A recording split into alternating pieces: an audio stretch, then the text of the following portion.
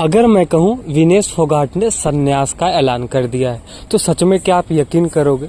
तो हाँ, कुछ ऐसे रिपोर्ट आ रहे हैं कि विनेश फोगाट ने संन्यास का ऐलान कर दिया है। भारत के दिग्गज पहलवान विनेश फोगाट ने गुरुवार को संन्यास का ऐलान कर दिया। बुधवार को उन्हें महिलाओं की 50 ग्राम कुश्ती स्पर्धा से फाइनल में बाहर कर दिया था। सेमीफाइनल में उन्होंने क्यूबा की पहलवान लोपेज गुजमान को 5/1 से हराया था। मतलब सोचो कि इनका पॉइंट 5 था और सामने वाले का जो पॉइंट था वो 0 था। तो आप समझ लो कितना ज़्यादा डेडिकेशन, कितना ज़्यादा मेहनत लगी होगी इनकी। और अगर हम रिपोर्ट की बात करें, विनेश का पदक पक्का हो गया लेकिन उन्हें डिस्क्वालीफाई कर दिया गया। आपको भी पता है सेमीफाइनल में जो अच्छा उन्होंने अपना पोजीशन बनाया था, जो अच्छा उन्होंने मेडल जीता हुआ था, बट उसकी वजह से अभी थोड़ा सा उनका जो 50 ग्राम है उसके आसपास ज़्यादा हो जाने के कारण उनको डिस्क्वालीफाई कर दिया। इवन उन्होंने लास्ट रात को अपने हेयर, नेल्स सब कुछ काट दिए कि उनका जो वेट है कम हो जाए, लेकिन ऐसा कुछ भी नहीं हुआ। विनेश के इस मुकाम तक पहुंचने का सफर आसान नहीं रहा। आपको भी पता ही होगा, वह सिर्फ कुश्ती के मैट पर नहीं बल्कि निजी जीवन में भी एक योद्धा रही हैं। पिछले 1-1.5 साल से विनेश का नाम काफी चर्चे में रहा होगा। आपको भी पता है, सिर्फ पदक जीतने के मामले में नहीं बल्कि विवादों से भी उनका नाता रहा है।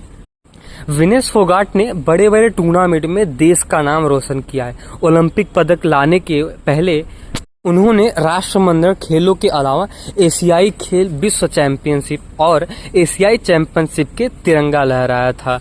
आपको पता ही होगा कि जो एथलीट्स होते हैं, जो स्पोर्ट्स प्लेयर होते हैं, जैसे नीरज चोपड़ा हो गया और मनु भाकर, ये लोग कितना मेहनत करते हैं। मतलब फुल टू फुल डेडिकेशन।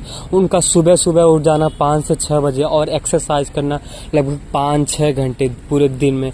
और उसके बाद उनका जो खाना होता है, डाइट होता है, वो बहुत ही प्रॉपर होना चाहिए, क्योंकि उनका जो मंथली वेट होता है वो हमेशा मेजर होने लगता है कि उनके बॉडी में कुछ प्रॉब्लम तो नहीं। तो इसके वजह से जो स्पोर्ट्स पर्सन हो गए, कोई भी क्रिकेटर हो गया, लेट सपोज विराट कोहली हो गए, तो इनका भी पूरा अगर हम दिन का रूटीन देखो तो बहुत ही ज़्यादा हार्ड है। और अगर हम बात करें, विनेश को ट्रेनिंग के लिए सुबह 3:30 बजे उठकर जाना पड़ता था। बचपन से ही बिना ट्रेनिंग के घंटों की गिनती किए बिना लगातार प्रैक्टिस करती रहती थी। गलती होने पर मार भी पड़ती थी इन्हें। ट्रेनिंग के बाद वह स्कूल भी जाती थी, जहां थकान के कारण वह क्लासरूम में ही सो जाया करती थी। आपको भी पता है, हम भी जब छोटे थे, अगर कुछ हम अच्छे से खेल लेते थे तो क्लासरूम में हम सोते ही रहते थे। बाल लंबे करने की इजाज़त उन्हें नहीं थी, क्योंकि विनेश के ताऊ जी को लगता था कि लंबे बाल ध्यान भटका सकता है। और अगर हम बात करें विनेश फोगाट के करियर के बारे में, तो 2014 कॉमनवेल्थ गेम्स में विनेश फोगाट ने अपना पहला अंतर्राष्ट्रीय खिताब जीता था।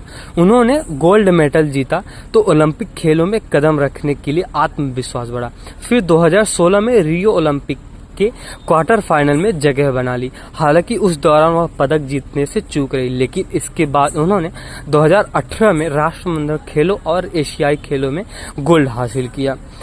नूर सुल्तान में पहला विश्व चैंपियनशिप पदक हासिल किया और इससे पहले एशियाई कुश्ती चैंपियनशिप में कांस्य पदक जीतकर सभी को हैरान कर दिया था।